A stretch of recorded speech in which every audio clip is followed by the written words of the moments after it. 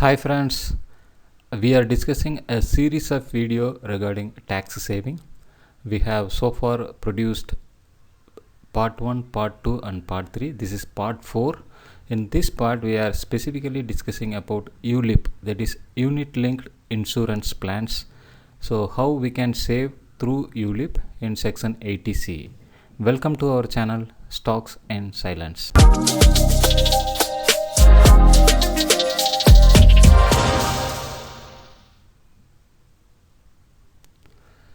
As we have told, the Ulip is the another type of fund. The name itself it mentioned. It's unit linked policy. It covers a life coverage plus saving. That is, ELSS is equity linked saving scheme. Here Ulip is life coverage plus saving scheme. Here we have added how we are doing an insurance. So insurance plus saving. So that we call it as a Ulip. So as we have seen in section 80C, there are multiple options are there. ELSS, NPS, Ulip, tax saving fixed deposit, PPF and Sukanya Samruddhi. Then remaining two for senior citizens. The super saving 6, the Ulip we are discussing today. So we can say the investment option is Ulip. The average interest we are going to get is around 6 to 7% per year. Lock-in period is 5 years. The risk factor is very low because this is not fully linked to the equity. So majority of the part goes for the insurance. So the risk factor is very low in this case. So the question is, what is Ulip? Just we have seen, just like insurance products in the market, this offers life cover along with investment. The funds can be equity oriented or debt oriented or sometimes combination of both equity and debt. So these policies may be more profitable than the traditional insurance policy, but also carry a high risk because some portion is related to either debt market or equity market. Now first the question will come, how the capital protections and inflation protections, then what is the guarantees, then what about the liquidity. So first let us see the capital protection and inflation protection. The sum assured in life insurance policy is guaranteed as per the terms of the policy as long as the premiums are paid and the policy is in force. Life insurance is not inflation protected because insurance is fixed cover, fixed tenure product wherein the sum assured is fixed. However, the equity fund options has all the potential to beat inflation and create wealth over the long term, but it doesn't guarantee inflation beating returns. So what we are understanding here is, yes, your capital is protected, but whether it will beat inflation or not, definitely we cannot answer, but we will get some amount of as a reward, as a return over the long period of time. What about the guarantee? The minimum sum assured, a death benefit is guaranteed. The premium is fixed for the tenure of the policy. Returns of the investment portions are market linked and hence not guaranteed. The third one is liquidity. Ulips are liquid only after the lock-in period of 5 years, as we have seen. If you are withdraw or you are cancelling your policy before 5 years, you are not going to get much benefit. Liquidity is achieved by redeeming units in which the premiums are invested in. One can also make a premature withdrawal or surrender the policy at a loss. Loans are available against the policy depending on the policy type. The years it has been in force, its sum assured or the fund value at the time of seeking a loan. So in Ulip, what we are understanding is your capital is protected. Like an insurance policy, you are going to get the policy benefit, insurance benefit. Whether it is going to beat inflation or not, we cannot assure. Yes, liquidity options are there. At the same time, withdrawal options also there, but it will get lost to you. But you can get some loan in this policy. What are the different types of Ulips? There are three types: type 1 Ulip, type 2 Ulip, and then pension Ulip. The type 1 is upon the death of the policyholder, the policy pays the higher of the sum assured or the unit value of the investor to the nominees. The type 1 is majorly depend on the insurance. The type 1 is insurance plus NAV, that is called as a mutual fund, we can say. The type 2 ULIP is on the death of the policyholder. The policy pays out both the sum assured and the net asset value of the fund the policyholder invested into the nominees.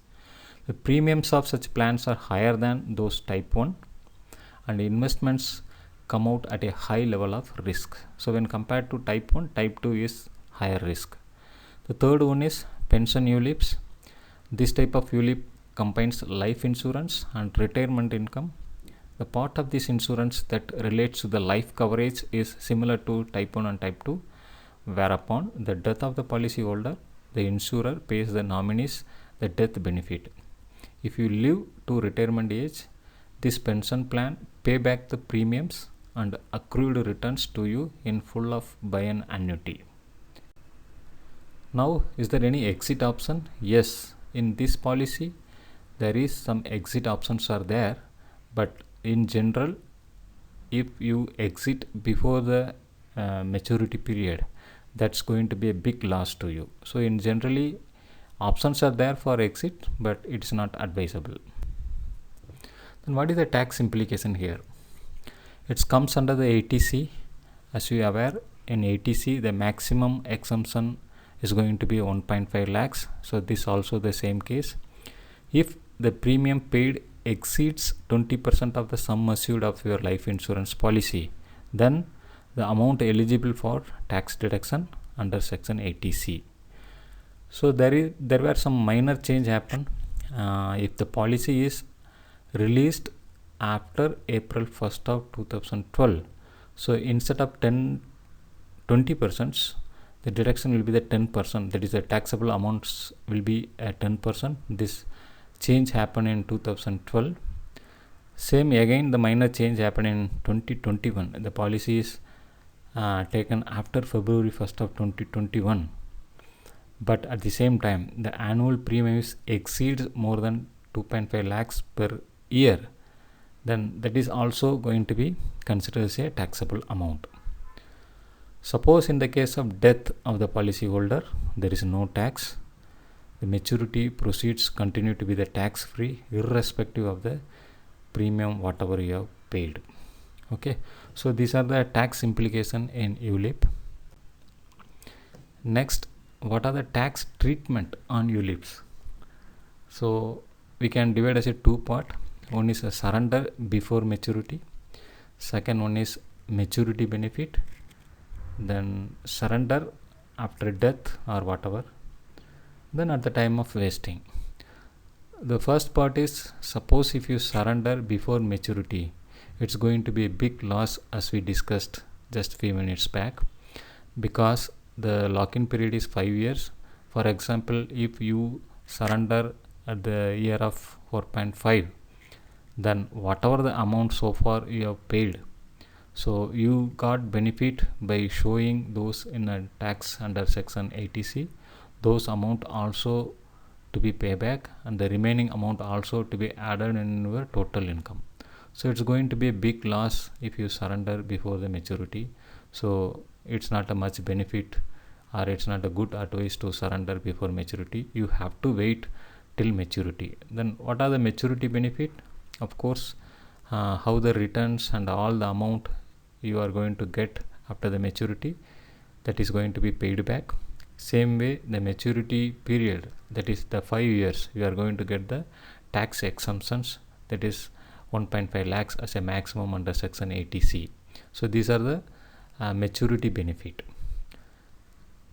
Suppose if you surrender after death, so that is completely tax free, that is exemption, because that person, the policy holder, is not there. So the government is giving more option to exempt from the tax. So that is a major benefit if policyholder is no more. So at the time of vesting, policyholder can withdraw 1/3 of the corpus tax free under section 10D if IT Act, and rest is paid as an annuity, which is treated as income and taxed accordingly. I hope you understand that how the tax treatment on Ulips. So now you are seeing the topmost 10 Ulip funds. I have taken what are the funds which have given us a return in last 5 years more than 15%. There are many funds are there. The topmost 10 funds which provided more than 15%, in that category I have given here the name of the funds, Ulip scheme, and what category. First year what are those returns, second year, third year, and 5 years. So always please note that we have to look for the long term benefit. So we cannot compare and we cannot take a decision in 1 year return, and that is the reason I have checked last 5 years return. Moreover, I have considered the at least those funds have to give more than 15%. In that way, PNB MetLife, there are different schemes are there, Virtue 2, Virtue 1, there are many schemes, Ajon, then Bharti AXA Life, Bharti AXA Life, there are different schemes in different categories, and they have either invested in equity or some debt market or large cap oriented funds, and there are different categories. This also very much important. Well, you choose which Ulip you are going to choose, whether Ulip 1, Ulip 2 or pension Ulip. Same way, if you choose some funds, that also you should check which category they are going to invest those amounts. Now the biggest question is whether we'll go for ELSS or Ulip. So both are comes under the section 80C. If you ask me personally, I will say the ELSS is better than Ulip. The reason is ELSS is transparent, which fund you are going to choose and what are the funds they are going to invest and what are those returns. This is all transparent to the people who are investors. But at the same time, in case of Ulip, it is linked to the insurance, the function of the insurance, how they are calculating and how much amount they are going to invest as in equity funds. So those clarity is not clear till date. So that is the reasons when we compare to ELSS and Ulip, I will say personally ELSS is better than Ulip. The reason is the return reward is high and transparency is high, but in case of Ulip, since it is linked to the insurance, the function of the insurance is not clear. But at the same time, if somebody is having more money, they need some protections of their capital. At the same time, instead of going for the normal insurance policy, they are interested in policy plus investment type of thing, then they can choose Ulip. So as we are discussing about many saving practice, the major agenda of our discussion is how to save. You can see here, if you have a 1 lakh at the year of 2021, the 1 lakh is going to become 11,468 rupees in the year of 2056. That is in 30 years period how the value of money is decreased. Why we are discussing here is the saving is very much important, whether it may be small saving or it may be tax saving or whatever it is. This is happening because of inflation. This calculation is calculated based on 6% inflation per year. So you can understand how the money values decreased year by year. So that is the reason we always suggest you start a small saving. We have discussed a detailed video. The name is Science of Small Saving, that also given in the link. Apart from that, the part 1, part 2 and part 3. Part 3 is what are the funds suggested for the ELSS, and part 1, part 2 are history of global taxation and history of Indian taxation. The people who are interested in history, how the taxation system has developed in this country. So those part also given in the description. If you are interested, you can go through and you can enjoy. I hope you like this video. To view such a good video and saving knowledge, please subscribe our channel Stocks and. So this is always very helpful to you in terms of saving as well as the value generation. Thank you once again. Bye bye.